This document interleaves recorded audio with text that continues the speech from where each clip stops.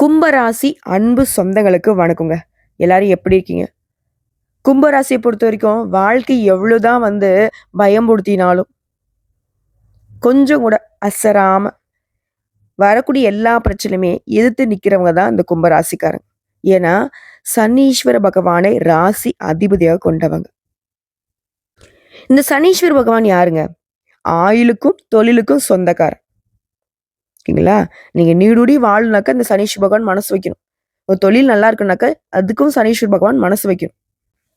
இவரை அதிபதியா கொண்டதுனால கும்ப ராசிக்காரங்க ரொம்ப நேர்மையா நடந்துப்பாங்க. உண்மைக்கு உழைப்புக்கு தோள் கொடுப்பாங்க. எவ்வளவு பிரச்சனை வந்தாலும் அதை எந்த மாதிரி உண்மையை கடைபிடிச்சு நேர் வழியில போய் சரி செய்யணுமோ அப்படிதான் சரி செய்வாங்க. ஆனா கும்பராசிக்காரங்க ரொம்ப நல்லவங்களா இருக்காங்களே, அப்படின்னா இவங்க நல்ல பொசிஷன்ல இருப்பாங்கன்னு கேட்டீங்கன்னா, இந்த கலியுகத்துல, அதாவது களின்னு என்னங்க? பொய். இந்த பொய் பித்தலாட்டம் சுத்திட்டு இருக்கக்கூடிய இந்த உலகத்துல உண்மையும் நேர்மையும் நீங்க தூக்கிக்கிட்டு பயணம் பண்ணா உங்களுடைய உயர்வுங்கிறது தாமதப்படும். அதாவது ஒரு ஸ்கூல்ல எல்லாரும் ஒரு யூனிஃபார்ம் போட்டிருக்கப்ப நம்ம மட்டும் வேற ஒரு கலர் ட்ரெஸ் போட்டு போனா எப்படி இருக்கும்? அப்படிதாங்க கும்பராசிக்காரர் எல்லாரும் பாக்குறதே இப்படிதான். என்ன பண்றாங்க? ஒரு சிலர்னா ஒதுங்கி போறாங்க. ஒரு சிலருக்கெல்லாம் என்ன பண்றாங்கனாக்க, இவன் உண்மையா இருக்கானே, இவன் நல்லா இருந்துருவானோ அப்படின்ற மாதிரி நிறைய இடங்கள்ல அவங்கள தேவைக்கு பயன்படுத்திக்கிறது மட்டும் இல்லாம, இவங்களுடைய வளர்ச்சி இவங்க ஒரு எட்டு எட்டு வச்சா 10 எட்டு கீழ தள்ளி விட்டு வேடிக்கை பார்த்துட்டு இருக்காங்க. நம்ம சொல்லக்கூடிய விஷயங்கள் உண்மை நினைச்சா கமெண்ட் பாக்ஸ்ல பதிவிடுங்க. கும்ப ராசியை பொறுத்தவரைக்கும் உண்மையா இல்லாட்டி இவங்களால உயிர் வாழவே முடியாது. பொய் பித்தரிடம் பேசுறதெல்லாம் இவங்கள சரித்திரத்துல கிடையாது. ஒரு சிலர்லாம் இவங்களுக்கு அட்வைஸே பண்ணுவாங்க. ஏ லூஸ் இப்படிலாம் இருக்காத. எப்படிங்க? உண்மையா இருக்கணும் பேரு லூஸ். புரியுதுங்களா? அப்படி இருக்கிறப்போ இந்த கும்பம் என்னதான் சொல்லுவாங்க, பரவாயில்ல. அந்த குறுக்கு வழியில போய் அந்த பொய் பித்தரிடத்தை நான் ஃபாலோ பண்ணி தான் நல்லா இருக்கணும்னாக்கா, அது ஒரு வளர்ச்சி எனக்கு வேணாம். எத்தனை வருஷம்னாலும் பரவாயில்ல, நான் கஷ்டப்பட்டுக்கிறேன். மனசாட்சிக்கு விரோதமா என்னால நடக்க முடியாதுன்னு ஒதுங்கி வாழ்றவங்க தான் இந்த கும்பம். உடனே இவங்கெல்லாம் பயந்தாங்கோலிங்க, இவங்களால எதுவும் ஆகாது, அப்படி இப்படிலாம் கணக்கு போட்டுறதையும் கும்ப ராசிக்காரங்க சனீஸ்வர பகவான் அதிபதியா கொண்டவங்க, பயங்கரமான ஆட்கள். சரிங்களா? நான் நல்லவனா இருக்கிற வரைக்கும் மட்டும்தான் உன் தலை தப்புன்னு சொல்லக்கூடிய அளவுக்கு ரொம்ப நல்லவங்க. சரிங்களா? அவங்கள நல்லவனாவே வச்சுக்கிறதும் இல்ல வேற ஒரு முகத்தை பாக்குறதும் இவங்களுக்கு ஆப்போசிட்ல இருக்கிற ஆட்கள் நிர்ணயம் பண்றதுதான்.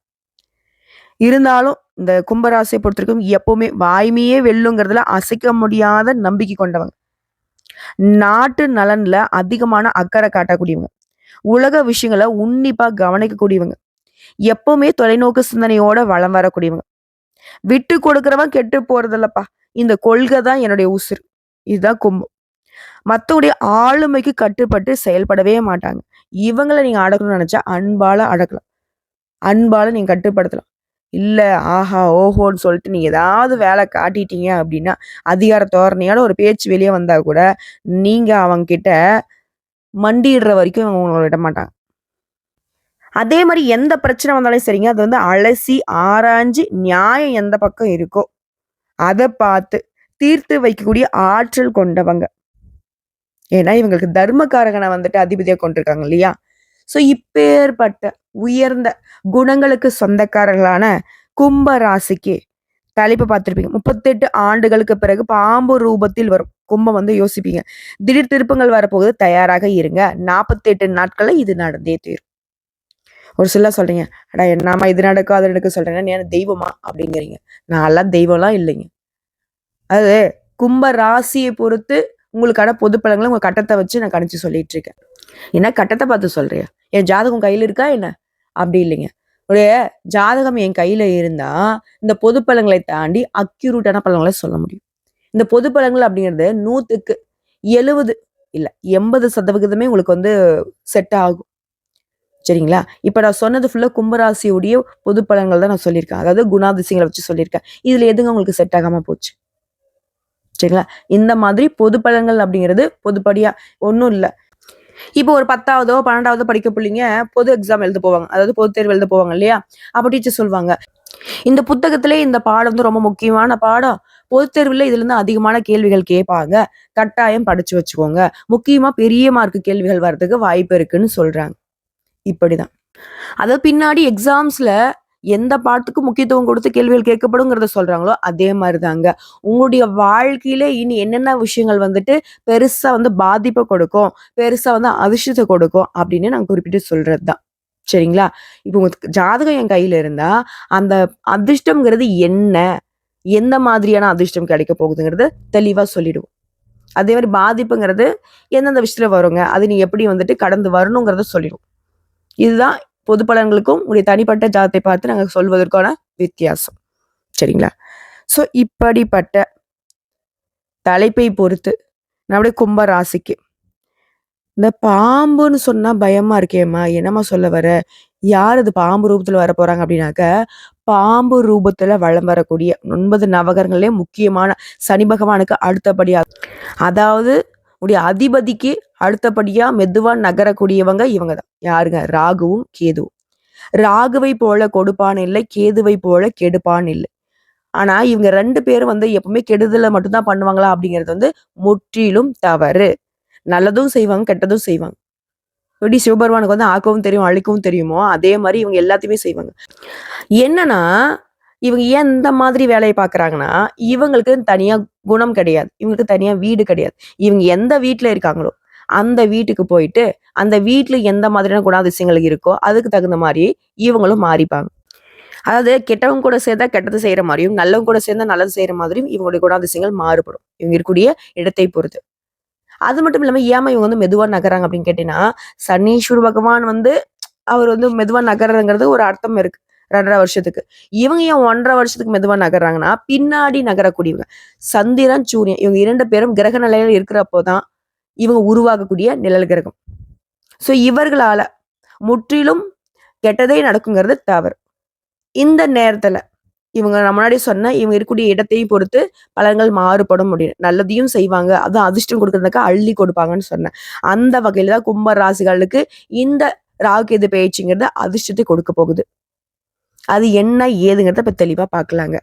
மங்களகரமான விசுவாவசு வருடம் சித்திரை மாதம் 13ஆம் தேதி, அதாவது ஏப்ரல் 26/4/2025 ராகு பகவான் போகக்காரகன், கேது பகவான் ஞானக்காரகன். இவங்க 2 பேருடைய அமைப்புங்கிறது. இந்த ஏப்ரல் மாதம் 26ஆம் தேதி மாலை 4:28 பூரட்டாதி நட்சத்திரம் 3ஆம் பாதத்துல இருந்து கும்ப ராசிக்கு ராகுவும், உத்திரம் நட்சத்திரம் 1ஆம் பாதத்துல இருந்து சிம்ம ராசிக்கு கேதுவும் பயிற்சி ஆகிட்டாங்க. இதன் காரணமா லக்கி பாஸ்கர் மாதிரி கும்ப ராசிக்காரங்க குரு சண்டால யோகத்தினால பணமழையில நனைய போறீங்க. நாம அது வித்தியாசமா இருக்கு. இதுவரைக்கும் கேள்விப்படாத மாதிரி இருக்கு. அது என்ன யோகம்? காரணம் கேட்டீங்கன்னா, இந்த வருஷத்துல சனி பகவான் உடைய அதிபதி, குரு பகவான், ராகு கேது பயிற்சி. இது 3மே வந்து முக்கியமான பயிற்சி. ஒரே வருஷத்துல நடக்கிறதுங்கிறதும் திடீர் திடீர் திருப்பங்களை நம்ம வாழ்க்கையில ஏற்படுத்தும். அந்த வகையில கும்பராசிக்கு ராகுவும் கேதுவும் ஒரு திருப்புறாங்க. இதனால நம்மளுடைய கும்பத்திற்கு இது நாள் வரைக்கும் பட்ட கஷ்டத்தை வெளியில சொல்ல முடியாத அளவுக்கு பாடா படுத்திட்டாங்க. புரியுதுங்களா? பெரிய பெரிய பிரச்சனைங்க. மோசமான நிலைக்கு தள்ளப்பட்ட கும்பத்திற்கு இப்போ வந்து அதிர்ஷ்டமான பலன்கள் கிடைக்க போகுது. மிகப்பெரிய சந்தோஷம் கிடைக்க போகுது. சரிங்களா? அது கும்பராசிக்காரர்கள் தாங்க இனி வந்து ஸ்டார்.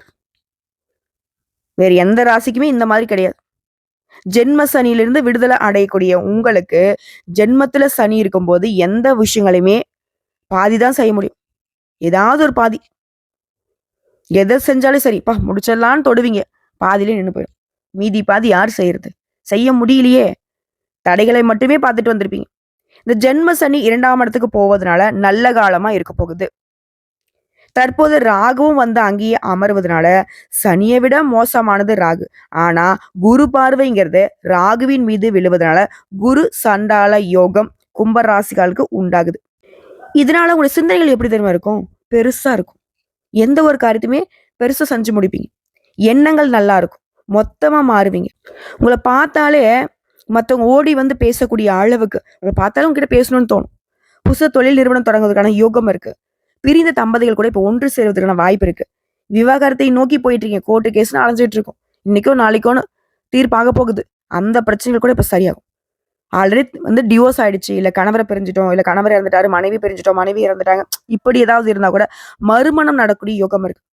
இது போலவே குழந்தை பாக்கியம் இல்லாதவங்க குழந்தை பாக்கியம் உண்டாகும். மாணவ மாணவிகளை பொறுத்த வரைக்கும் உங்களுடைய அரியர் பேப்பர்ஸ் எல்லாமே இப்போ கிளியர் செய்ய போறீங்க. அதுமாதிரி பஞ்சமஸ்தானத்துல இருக்கக்கூடிய குருங்கிறது உங்களுக்கு பெரிய உதவிகளை செய்ய போறாரு.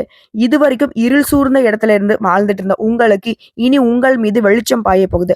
அற்புதமான வாய்ப்புகள் உங்களை தேடி வரப்போகுது. அதனால சரியா பயன்படுத்திட்டா மட்டும் போதும். வாழ்க்கையில முற்றிலும் மாறும். எதுவா இருந்தாலும் சரி, கொஞ்சம் கடினமா இருக்கிற மாதிரி தான் இருக்கும். ஆனா அதை வந்து ஈஸியா நீங்க செஞ்சு முடிச்சிருங்க. ராகு அப்படின்னாவே வில்லங்கம் தாங்க. வில்லங்கமான சொத்துக்களை நீதிமன்றத்துடைய ஒப்புதல் பெற்று வாங்கக்கூடிய யோகம் உண்டாகுது. 7ஆம் இடத்துல கூடிய கேதுவால வாழ்க்கை துணை கிட்ட சின்ன சின்ன மன வருத்தங்களை கொடுப்பார். அதே மாதிரி 2ஆம் இடம்ங்கிறது குழந்தையுடைய ஆரோக்கியத்தை குறிக்கக்கூடியது. கொஞ்சம் கவனமா குழந்தையுடைய விஷயத்துல இருந்துக்கோங்க.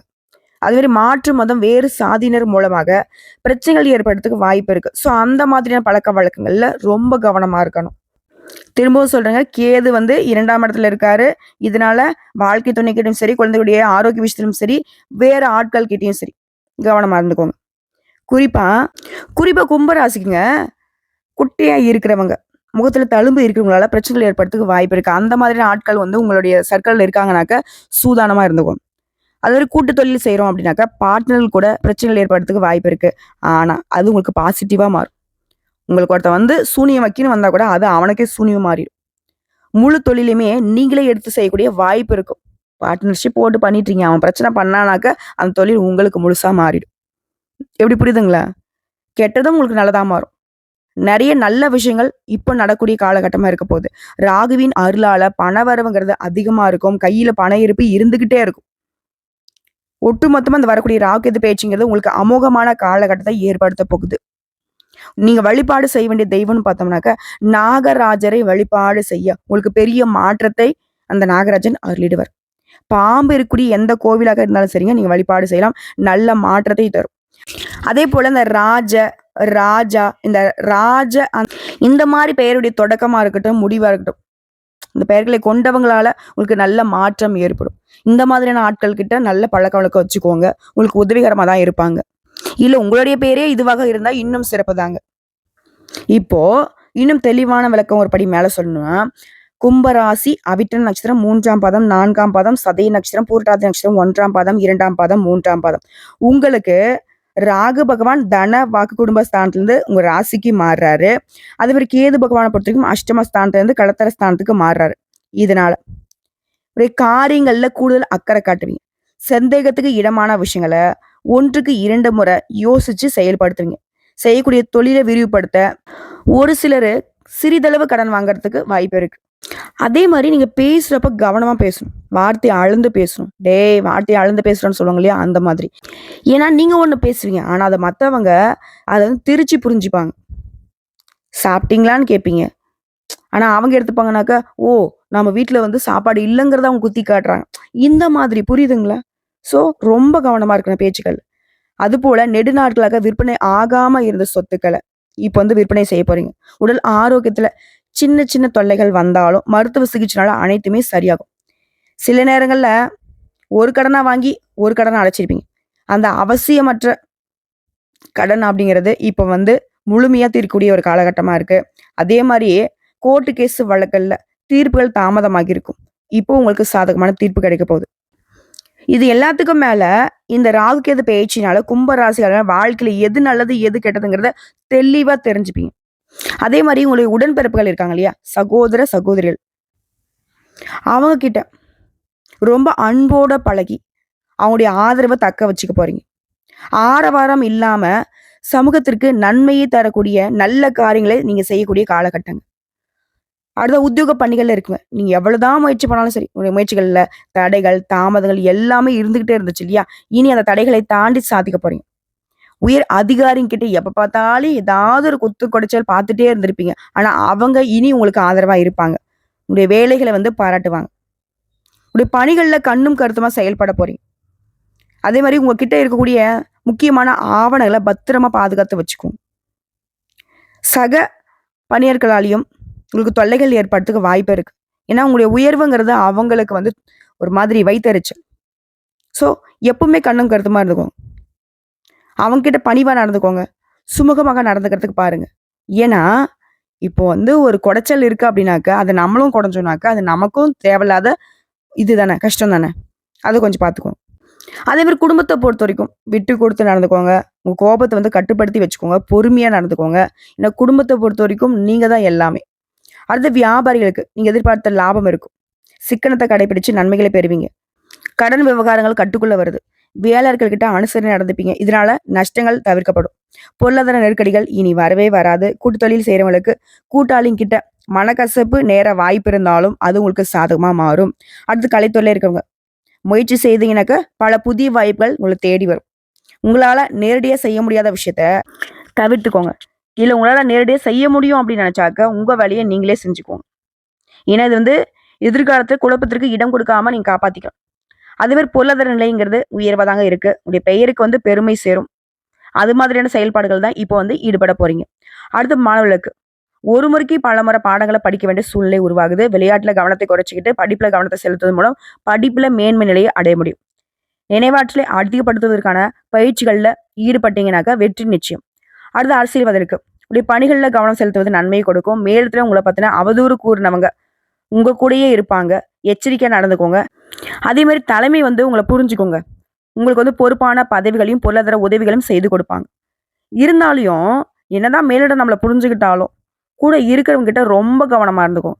அடுத்து பெண்கள பொறுத்தவரைக்கும், குடும்பத்துல சின்ன சின்ன குழப்பங்கள் ஏற்பட்டாலும் அது தானாவே சரியாயிரும். கோபத்த குறைச்சுக்கோங்க. சிக்கல்கள் தீரும். வேலைக்கு போகக்கூடிய பெண்களா இருக்கீங்கனாக்கா, சரியான நேரத்த கடைபிடிக்கிறது அவசியம். உங்களுடைய ரகசியங்கள வந்து யாருகிட்டயுமே யாரையுமே நம்பி வெளிப்படுத்தாமல் இருப்பது சிறப்பு.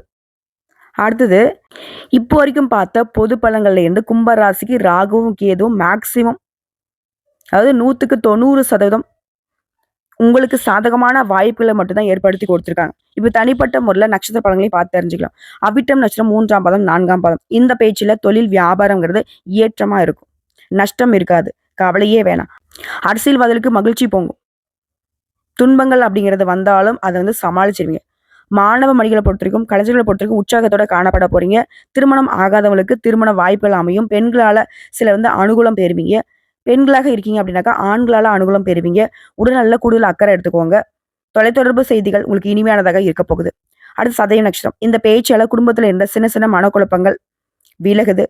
பொறுமையின் மூலம் எப்பேற்பட்ட பிரச்சனையுமே நீங்க சமாளிக்க முடியும்.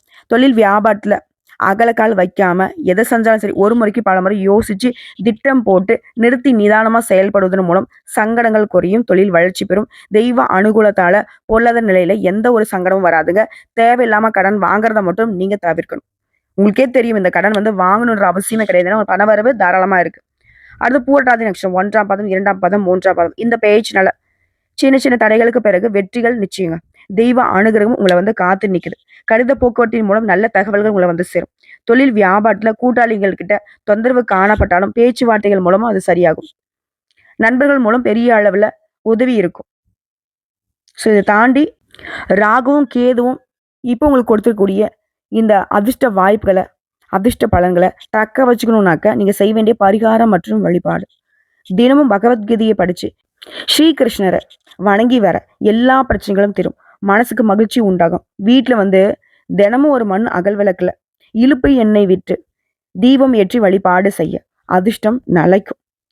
உங்கள பொறுத்தவரைக்கும் அதிர்ஷ்டம் தரக்கூடிய எண்கள் 1, 4, 6, 9.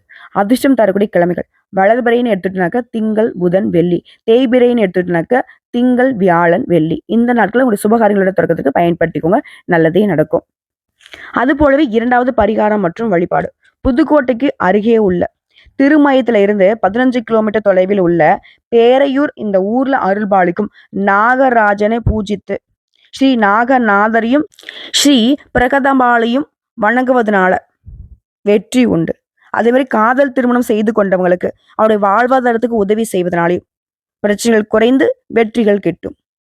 இது வீட்டுல செய்ய வேண்டிய பரிகாரம் பார்த்தீங்கன்னாக்கா, வீட்டுல அனுதினமும் விளக்கேற்றி துர்க்கை அம்மனோட ஸ்தோத்திரம் படித்து வழிபாடு செய்யுங்க. ஞாயிற்றுக்கிழமைகளை ராகுகால வேளையில அருகில் உள்ள சிவாலயம் சென்று நவகிரக சன்னதியில இருக்கக்கூடிய ராகு பகவானுக்கு விளக்கேற்றி வழிபாடு செய்யுங்க.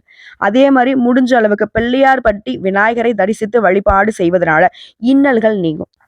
இன்பமான நிலை உருவாகும். வாழ்த்துக்கள்ங்க.